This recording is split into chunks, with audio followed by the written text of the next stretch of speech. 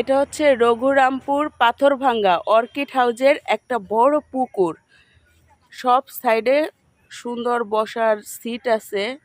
দৃশ্যটাও অনেক সুন্দর এবং অনেক বড় পুকুর। এখান থেকে গভীরও অনেক নিচু, কিন্তু এই পুকুরে কখনো পানি থাকে না বালির কারণে। কিন্তু এই পুকুরটা ভরার জন্য এই যে একটা মোটর বসানো হয়েছে, এই মোটর দিয়ে এই পুকুরে পানি দেওয়া হয়, কিন্তু মাসে বিল আসে 15,000 টাকা, যার কারণে এই মোটরটা আর চালানো হয় না।